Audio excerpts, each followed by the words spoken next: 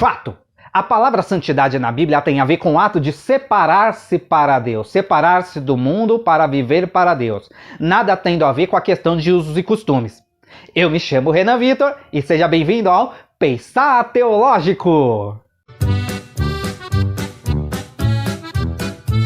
Bem-vindo ao canal Pensar Teológico, seu canal de teologia e cultura. Esse é o seu quadro Conselheiro Amoroso. No Conselheiro Amoroso de hoje eu quero tratar sobre a pergunta: iniciei um namoro, e agora? Bom, essa é uma pergunta realmente importante. Depois de já ter feito sua lição de casa, isto é, aquilo que nós já vimos nos vídeos anteriores, você pode estar dando uma olhada no canal, ou seja, gostei de uma pessoa, eu estabeleço então um vínculo de amizade, eu me aproximo, procuro saber quem é, como é, por que é, através do diálogo, sempre em oração, sempre em espírito de oração, sempre colocando diante de Deus.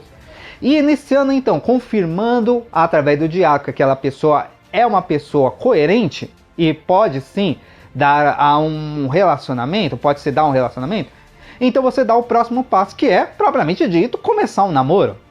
Só que a grande questão é, iniciar o namoro, tá, e daí? E agora? Bom, todos nós sabemos que um cristão, pelo menos uma pessoa que queira viver de acordo com os princípios cristãos, ela tem um padrão e uma ética de conduta e moral diferenciada de uma pessoa que não segue os princípios do cristianismo. Logo, nós vamos falar e abordar o tema da santificação. Mas para falar de santificação, nós precisamos também entender uma coisa: o que não é santificação? E, em linhas gerais, santificação não tem a ver com usos e costumes. Não tem a ver com a roupa, não tem a ver com um jeito de cortar o cabelo, com maquiagem ou não, com brinco, não tem a ver com essas questões. Santificação tem a ver com uma vida orientada pela palavra de Deus. Uma vida educada pela palavra de Deus, que siga os princípios e os mandamentos de Deus contidos nas Escrituras, mais especificamente no Novo Testamento. E analisar tudo isso daí é importante por quê? Porque esse tema de relacionamento sofreu uma grande influência do movimento pentecostal moderno, que foi filho direto do movimento de santidade metodista, que veio lá dos Estados Unidos, assim, toda a sua influência também, né? Veio da Inglaterra, desceu para os Estados Unidos e chegou nas terras brasileiras. Infelizmente aqui no Brasil a gente tem o costume de sempre estragar tudo que vem de fora, não é? A gente sempre, nunca consegue realmente se satisfazer em receber algo, a gente tem que piorar um pouquinho. E isso aconteceu por quê? Porque os primeiros pais pentecostais, justamente assim por uma deficiência teológica, na época eram tudo anti-acadêmicos, dando mais vazão à manifestação do Espírito e aos dons carismáticos, eles começaram a substituir gradativamente a pregação do Evangelho, Jesus Cristo salva, cura, batiza com o Espírito Santo e voltará, pela pregação de usos e costumes por causa de um mau entendimento da doutrina da santificação. Começaram a entender a santificação como uma guerra cultural, uma guerra contra o mundo. Logo, futebol era coisa do mundo, logo assistir TV era mundano, e todas as questões que nada mais são do que meios culturais, questão da cultura começou a ser visto na dicotomia entre vida material e vida espiritual, aonde oração, jejum, consagração, ir para a igreja, cantar hino, tudo isso é vida espiritual. Jogar bola, trabalhar, estudar, tudo isso era vida material. E quanto mais você se dedica à vida material, menos você tem da vida espiritual. Essa divisão afetou até mesmo no campo dos relacionamentos, aonde os crentes apenas oravam para saber se era de Deus, não conversavam, não dialogavam e, por consequência, não havia respeito. E quem tem a minha idade de 30 anos para cima vai lembrar e vai ter, infelizmente, péssimas recordações de lares abusivos por causa de religiosidade baseado num padrão de conduta denominacional e não teológico e bíblico. Pois bem, e nesse contexto, muitos assuntos, principalmente no que diz respeito a relacionamentos, começaram a se transformar em tabus dentro das igrejas. Sexualidade se transformou então o pior, porque era o pior pecado dentro do grau de pecado assim, das igrejas evangélicas, principalmente do ramo pentecostal. E como a santificação no namoro está ligado intimamente à questão da moral sexual, da sexualidade, então esse tema sempre foi visto com maus olhos e sempre foi visto com recusa e como um tabu. Nunca foi conversado. Sempre foi preferível privar do que educar. Sempre preferiram, muitos pentecostais do passado, a privação do que a educação cristã. Logo, por consequência, muitos lares disfuncionais, muitos relacionamentos disfuncionais, muitas pessoas com trauma, com medo de se relacionar, que mal terminava o ato sexual já caía de joelho para pedir perdão a Deus, que tinham muitos problemas com a sua própria identidade sexual e começaram a desembocar em muitas disfunções e problemas de ordens até mesmo psicológicas, até mesmo de ordem de identidade mesmo própria, de identidade psicológica.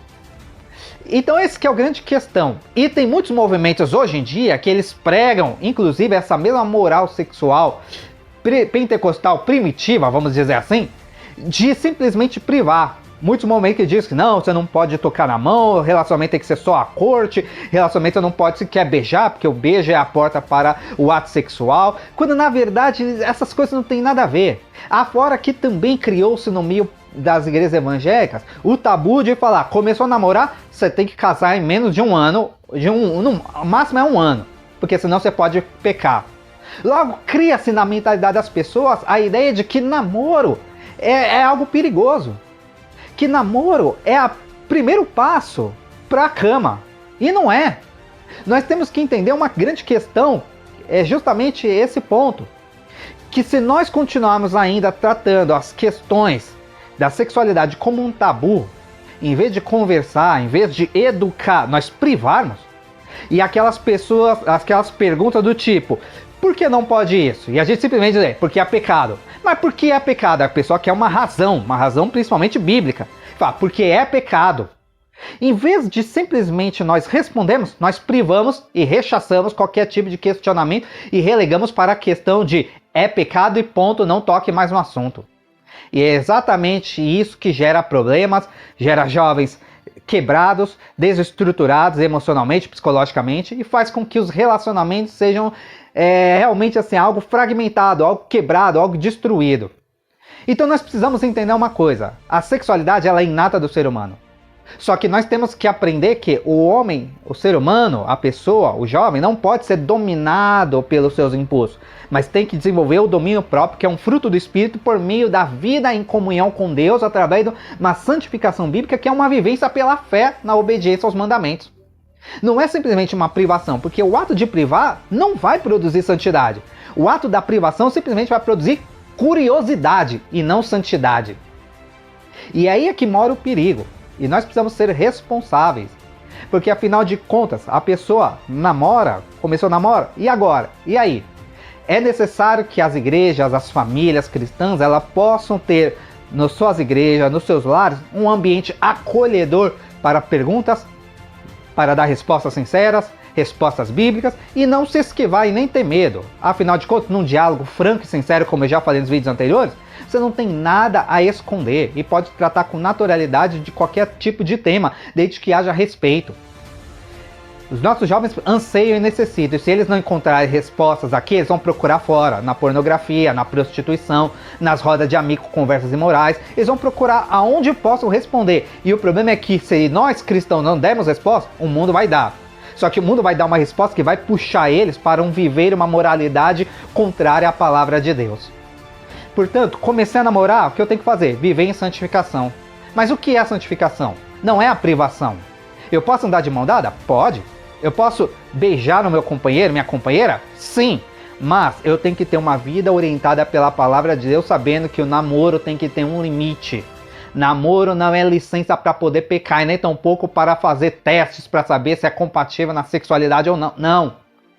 O teste da compatibilidade não é a sexualidade. O teste da compatibilidade é justamente assim, o diálogo. Se a pessoa é aberta, é ensinável, é cristão, não. Se tem uma moralidade orientada pela palavra. Então nós precisamos sim ensinar a santificação, mas uma santificação que parta da palavra de Deus e não de usos e costumes. Senão nós vamos gerar cristãos fragmentados, arrebentados e lares destruídos. Os nossos orientadores, líderes de jovens, precisam ser mais abertos, não sem noção no que diz respeito ao tema, mas abertos, receptivos e pontuar biblicamente o que a Bíblia diz acerca da moralidade sexual e da santificação. Se nós tivermos isso, nós teremos jovens saudáveis, jovens que não terão problemas na expressão da sua sexualidade no casamento e, evidentemente, que não terão questões nem dúvidas que irão procurar fora. A igreja e as famílias precisam ser abertas a entender. Os jovens estão crescendo, têm desejos, vem curiosidade e eles precisam ser atendidos e respondidos de maneira bíblica, para a glória de Deus. Se esse vídeo foi bom para você, então não se esqueça, dá o seu joinha, clica em curtir aqui, dá uma força pro canal, deixe seus comentários aqui, alguma dúvida, alguma pergunta do conselheiro amoroso, para a gente poder trabalhar novos temas, dúvidas, etc. Compartilhe esse vídeo, ativa o sininho das notificações e ajuda a fortalecer o canal aí, tá bom? Que Deus te abençoe em nome de Jesus.